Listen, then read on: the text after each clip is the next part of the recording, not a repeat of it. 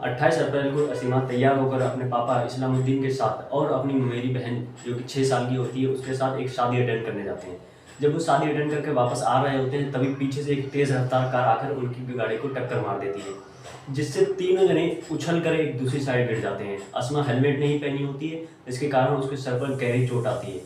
तीनों को अस्पताल में भर्ती कराया जाता है, जहाँ पता चलता है कि अस्मा अब इस दुनिया में नहीं रही।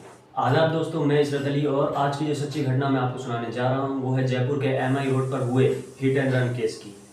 दरअसल जयपुर के जवाहर नगर क्षेत्र के आज़ाद नगर में रहने वाली एक 14 साल की लड़की जिसका नाम असीमा होता है।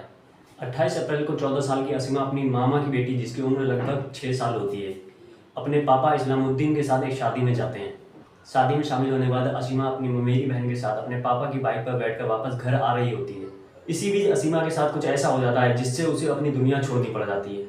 दरअसल 28 अप्रैल को जब असीमा अपने पापा और मेरी बहन के साथ बापू बाजार से शादी में शामिल होकर वापस आ रही थी, तभी पर पीछे से एक तेज रफ्तार कार आके इस्लामुद्दीन की बाइक को टक्कर मार देती है और टक्कर कुछ इतनी जोरदार लगती है कि वो बाइक समेत तीनों जने उड़ के दूसरी तरफ गिर जाते हैं। असीमा सर के बल गिरती है जिसकी वजह से उसके सर पर बहुत गहरी चोट आती है और इस्लामुद्दीन और असीमा की ममेरी बहन गंभीर रूप से घायल हो जाते हैं।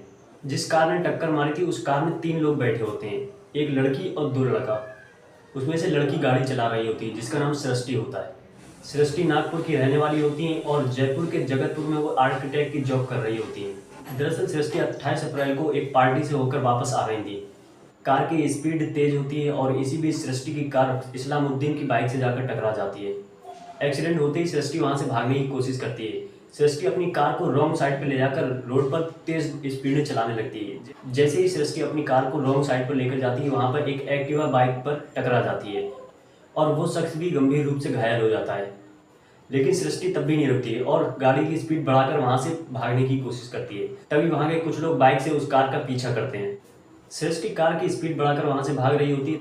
वहीं सांगानेरा गेट पर एक पुलिसकर्मी खड़ा होता है। वो देखता है कि एक तेज रफ्तार कार उसकी तरफ आ रही है, लेकिन वो कार पुलिस को देख के भी नहीं रुकती है और वहाँ पुलिस के पास से तेज स्पीड में निकल जाती है।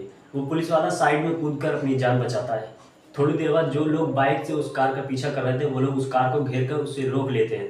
जैसे ही कार को रोका जाता है उसमें से दोनों लड़के निकल कर भाग जाते हैं और सृष्टि वहीं रहती है। जब कार रोकी जाती है तब देखा जाता है कि सृष्टि उस पर ड्राइविंग कर रही थी और उसके पीछे सीट पर एक और लड़की बैठी थी, जो कि खबरों के मुताबिक बताया जा रहा है कि सृष्टि ने अपनी फ्रेंड को फ़ोन करके बुलाया था।